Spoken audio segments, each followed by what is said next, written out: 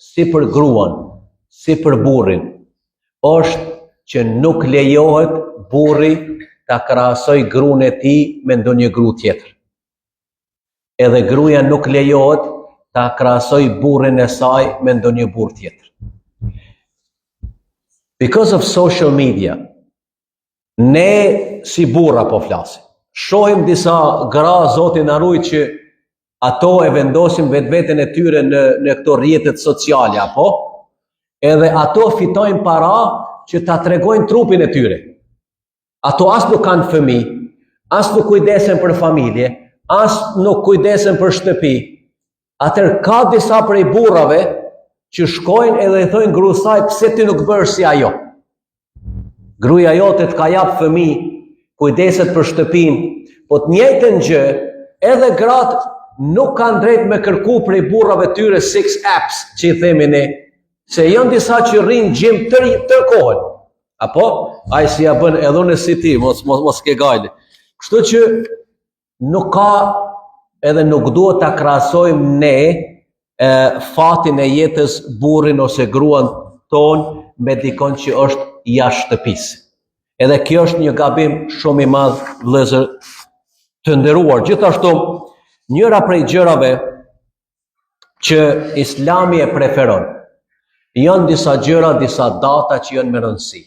Për shembull, e keni këtë ditën e martesës, anniversary, që thonë shqip, a din? By the way, unë e kam timen nesër. Kështu që edhe qofse vanohem nesër, okay. I'm telling you in advance now. Amin. Do marr day off në qofse del Selmani i fal taravit. Kush t'i fal tjetër, s'kemi kush. Çka është me rëndësi, vëllezër të nderuar? Edhe me fenë islame. Ne si burra nuk i kushtojmë rëndësi këtyre gjërave. Apo?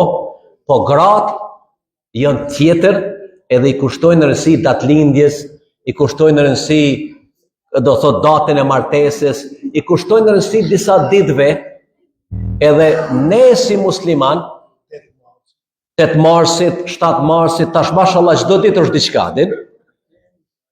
Që me mbajt familjen, që me respektu gruan, është mirë që ne t'i blejmi edhe disa shpërblime atyre. I know. Unë ju thash fillim që gratë, they are created differently, okay? Kështu që ne e kuptojmë një gjë të tillë. Ja kam treguar rastin e atyre grave, kanë qenë 2 gra në burg 10 vjet. 10 vjet në një dhomë bashk. Edhe janë liruar. Mas 10 vjet janë liruar, edhe kur po rrim te dera dhe 2 orë tjera të bërë muhabet. Ai thot, a pak jem kanë 10 vjet që keni nejt bashka? Hala si kishin kry muhabetet, edhe hala të nejt te dera dhe 2 sahat tjerë që të bisedojnë njëra me tjetër. Çka është me rëndësi? Pejgamberi selam na ka thënë, bleni shpërblime, jepni hedije njëri tjetrit, se ajo shton dashurinë edhe ajo shton respekt. Kjo është shumë e rëndësishme. Gjithashtu, pak prej neve kalojmë quality time me gratë tona. Quality time nuk është që njeriu kur kthehet shtëpi nga puna, i vendos kam të lartë edhe shikon TV, ajo nuk është quality time. A kuptum? Quality time është kur ti me të vërtet kalon një kohë me gruan tënde ose me burrin tënd, shkoni on holidays. Unë mendoj në këtë shtet që jemi ne, secila familje duhet mi marrë spaku 2 holidays a year. Pse?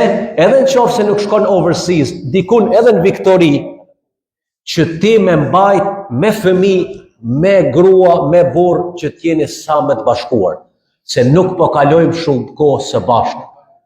Burri në punë, gruaja në punë, fëmijët andej nuk hajnë buk bashk, nuk rrinë bashk, atëherë ku ka edhe respekt, ku ka edhe bereqet, vëllezër të nderuar.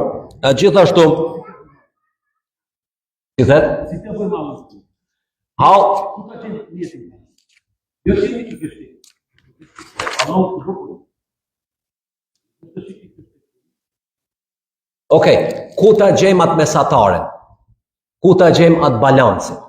Kjo është shumë e rëndësishme. Po, ajo mesi, po them. Në qoftë se ne e praktikojmë fenë islame, në qoftë se ne sjellemi si burr që thot feja, edhe në qoftë se ne sjellemi si grua si thot feja, kjo është balanci. Në qoftë se gruaja sjellet si grua në shtëpi e jo si burr, edhe burri sjellet si burr në shtëpi e jo si gru, kjo është balanci edhe kjo është mjedisi. Qoftë se ne dojmë të ndërhyjmë në punën e njëri tjetrit, atër këtu fillon problemi. Këtu fillon problemi. Mirë po, ne duhet, si burri, si gruaja, duhet gjithër punojnë si një team, që i themina, like a team, me punu zbashku. Se vendimet kryesore që i merr familja duhet mu konsultu burri me gru. Ne edhim që ne që vim prej aneje kemi ato, no vetëm unë që ka të them, kjo nuk është e drejtë, ne është mirë mu konsultu me njëri tjetrin, se çdo vendim që e marrim nuk ndikon vetëm tek unë, po ndikon të tërë familja. Kështu që vëllezër të nderuar, është shumë mirë që fëmijët tanë, prap po kthehem se ne kemi kaluar një kohë, fëmijët tanë që janë ende të rinë, para se të martohen, është shumë mirë që ne ta kem biseden me fëmijët tanë, spari t'jemi të sigur që ata janë gati për martesë. Edhe ti si baba dhe si nën mund t'a dini fëmin e juaj a është gati për martesë ajo. Kërkush tjetër nuk mund t'a di më shumë se sa ju si prit. Nëndë, edhe i thu vajzës që tash ka ardhur momenti, prej asaj dite kur martohesh mund nuk je në shtëpinë e babës, po je në shtëpinë e burrit. Duhet të respektosh burrin, duhet të respektosh prindrit e tij nëse ai jeton me ta. Nëse ajo i respekton ata, atëherë të respekton edhe ty si babë, se ne kemi dëshirë me pa vajzën tonë që është rahat, që dikush na lavdron vajzën. A ka ma mirë për një prind që vjen dhëndri ose vjen prindrit e dhëndri dhe thot Allah ju shpërblet çfarë vajze keni rritur, ne jemi shumë të kënaqur me nusën, na bën muhabet, na respekton. Për prind, a ka më mirë kjo? Kjo është priceless. Po dhe të njëjtën gjë për djalin, do t'i themi tash e tutje, po martohesh nuk është ajo jeta që ke pas përpara. Nëse si je gati për martesë, mos e merr në qafë vajzën e dikujt.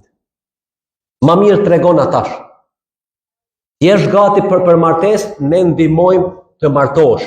Po kur të martohesh, do të jesh i Zoti vetvetes edhe i Zoti familjes. Kjo është me rëndësi, gjithashtu duhet ta përmend. Kur martohet një djalë edhe një vajzë, vajza bëhet amanet i kujt? I burrit. Deri në ditë kur martohet është amanet i kujt? I babës edhe i nanës. Në atë moment që martohet, për atë në Islam, kontrata martesore, çka do me thonë? Përgjegjësia kalon prej babait, prej familjes tek burri. Edhe burri e ka amanet atë grua deri në vdekje. Qysh dojmë na dikush mos sjell me motrën tonë, dikush mos sjell me nënën tonë, atëherë edhe ne do të mos sjell me gratë tona. Këto biseda ne, ju posaçërisht ne që kemi ardhur prej overseas, është shumë mirë që t'i bisedojmë me fëmijët tanë, që martesa nuk është gjithherë çysh thot një njeriu ose çysh thot tjetri. Martesa gjithherë është give and take. Martesa gjithherë është respekti, se dashuria nuk është e njëjtë. Dashuria shkon lart poshtë, kur ka cafytni nga njerë, s'ka dashuri hiç, por respekti mbetet prapashtu. Si mbetet respekti? Nuk folni fjalë të ndyta njëri tjetrit. Nuk e shani një njëri tjetrin para fëmijëve. Nuk i folni ato fjalë të ndyta që janë, si ka mundësi njeriu t'i thot gruas ti, nënës së fëmijëve ti je me ato fjalë më të këqija, ose gruaja ti thot burrit saj në prezencë të fëmijëve, ti je ashtu se ti je ashtu. Atëherë çfarë fëmijë ne po rritim? Qysh të shohin ata babain edhe nënën, edhe fëmia do të veprojnë të njëjtin gjë. Qëllimi kryesor është çka? Që edhe fëmijët tanë, edhe nipat, edhe mbesat tona të rriten, po të rriten në një shtëpi e cila ka harmoni, e cila ka dashuri, e cila ka respekt, se në atë familje ku ka dhunë, në atë familje ku ka arguments, ka kacafytje, ata sjellin edhe energji të keqe në familje. Edhe ajo ndikon tek fëmijët pastaj. Edhe ata rriten me trauma. Fëmijët rriten me trauma, pastaj kur ata bëhen për martesë, bëhen violent. Se thot baba ka bërë këtë, nana ka bërë kështu babait, babai kështu nënës, ne mendojmë që është normal ajo. Edhe fundi që dua ta ceku. Shumë prej problemeve që kanë familjet ose çiftet është because of social media. Ata I vendosin jetën e tyre out there, edhe çdo send që e bëjnë, edhe më të voglen, e qesin Facebook, e qesin Instagram, e qesin ato gjëra. Atëherë ka njerëz që janë xheloz, ka njerëz që do thot nuk kanë fëmijë, ka njerëz që nuk kanë ushqim që ti e han. Domethënë ti me qëllim po e sjell energjinë të keqe në shtëpinë tënde. Nëse ti je I lumtur me familjen tënde, pse ti ke nevojë të më tregosh mua? Çka më intereson mua ti ku shkon ose çka bën? Unë ju them një sekret nga eksperjenca. Edhe betohem Zotin që shumica prej atyre që qesin kësi gjëra në Facebook, ata janë the least happiest people. Ata mas paku janë happy. Ata dojnë me zorë mishti tjerë me besu që ata janë happy. A unë shkoj të ta gati mbyti njëri tjetrin, nesër I shon Facebook si happiest couple. Por subhanallah, unë vetë sa keshte ata njerëz. E kështu mundohen ata me I mashtru njerëzit tjerë. Një familje që është content, që është happy, ata s'ka nevojë më tregu njerëzve tjerë. Ata shkojnë holiday, I bëjnë gjëra si familje, nuk ka nevojë të sjellin shtëpi energji të keqe, nuk ka nevojë të tregojnë tjerëve që unë çka po bëj ose kush jam. Ato planet e tyre, gjërat e tyre I mbajnë për vetveten e tyre. E posaçërisht njerëz që kanë problem me fëmijë, posaçërisht fëmijët e vogël, mua më thrasin çan nipi, çan besa tër natën. A dhe pyetja e parë që pës, ai ke vendos Facebook?